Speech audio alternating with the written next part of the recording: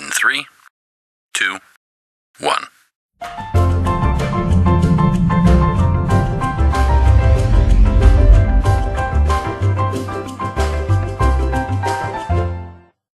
In an era of division, doubt, and disparity for some, a family has risen to the challenge, bringing about more than hope by mere words, but is instilling the confidence that comes from knowing where real food security comes from, your own community. The Newsomes are local change agents setting a new standard in loving their neighbors, while redefining generosity, demonstrating the paradox that those with the least usually give the most. Community garden projects initiated by the Newsomes at school, in neighborhoods, and church will help challenge you concerning cultivating food with a conscience. Are you missing a nose piece? Is that what's it?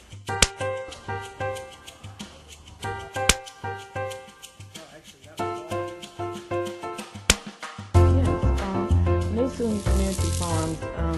We act as an incubator organization for backyard gardeners and for community gardeners. And we've gone so far as to establish 5 community gardens that we are directly responsible for. And those 5 would be? We have a senior garden, and we call it Miss Julia's Garden. And that's for senior citizens? That's the one for senior citizens. And there's a particular part about that is some of these aren't just able to walk up to this garden. Some of them are in wheelchairs and other handicapped situations. Is that correct? That's correct. And but what we've done to kind of aid with that problem is that we've put mulch and made pathways, and we've actually done raised beds for the seniors there. Yeah, raised beds would be a very big key to helping those that can't get in or out of the wheelchair while gardening. So to elevate the garden really helps them out. It does. We made these pretty high grow boxes, and even for some of the ones, because as you get older you have issues like arthritis and some of those things. So it's actually made it a lot easier for people that do suffer with arthritis and other kind of ailments that that affect their mobility. Yes, well, one of the gardens that we have, which is our largest project, is the Alcott Elementary School Garden, where we have close to 400 children that participate, along with the whole staff, not just the teachers, but we made it perfectly clear that we want all staff members at the school to be involved. We've provided them a curriculum that kind of infuses the garden in every discipline that can be taught, in an elementary school and even higher. Because we even go so far as to teach economics with being able to grow your food. We do life-size graphs, and the art teacher does, the art landscaping design in the gardens. So there's a lot of things going on in the garden and around the garden that just kind of prepares them for, life in general. So we actually, start the students off where they are responsible for, particular vegetables that they grow, where the responsibility is theirs to take care of.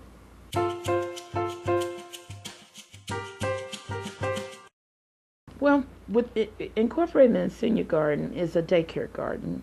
The actual senior garden is on an acre and a half of property, and we're only using a small portion. So with that small portion, we are actually creating this daycare garden.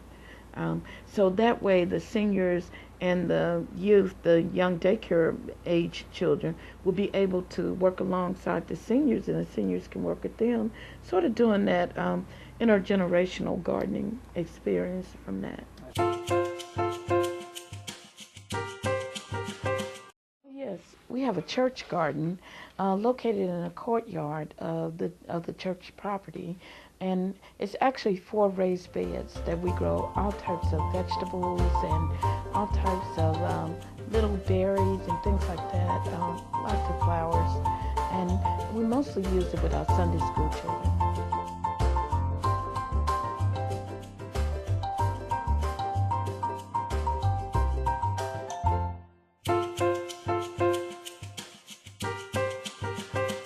We operate the 5-acre farm here, and we actually have the demo garden on the farm, where people can come out and they can see exactly how we provide a sustainable experience, and they get to actually participate hands-on.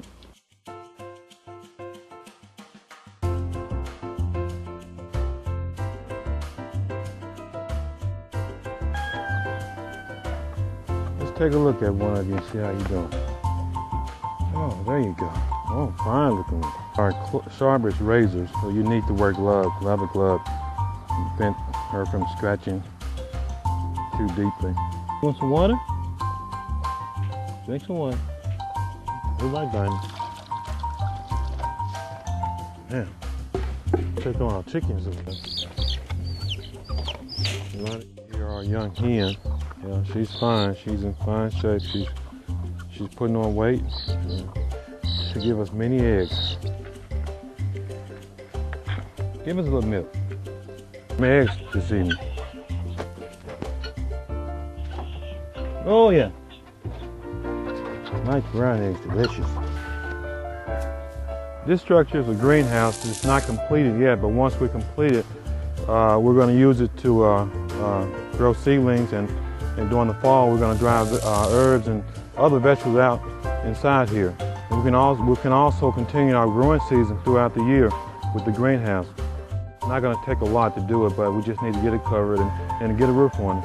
And so this is our plan to get this done before winter sits in.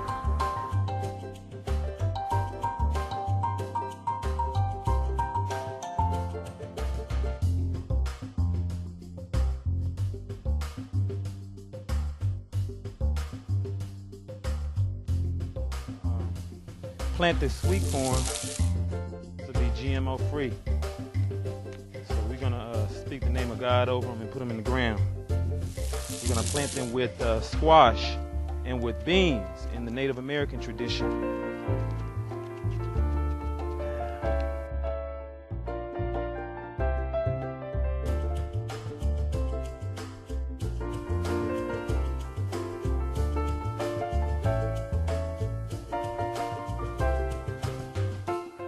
There was amenities added also, horse manure, very fine compost horse manure, along with grass chipping.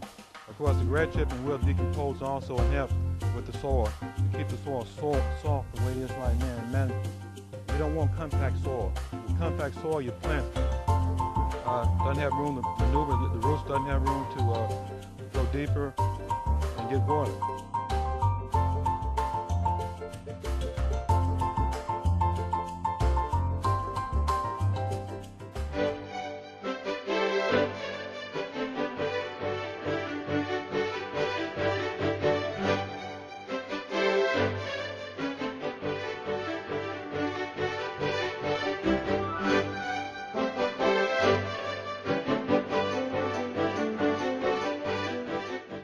Here, and it's open and it's susceptible to insects and bacteria. So what we do, we just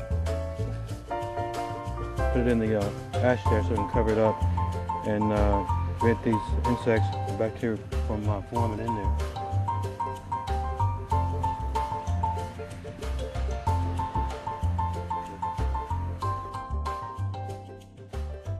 The 5 gardens there we actually support, and it's through a project that's funded by the USDA called the North Tulsa Eats Project.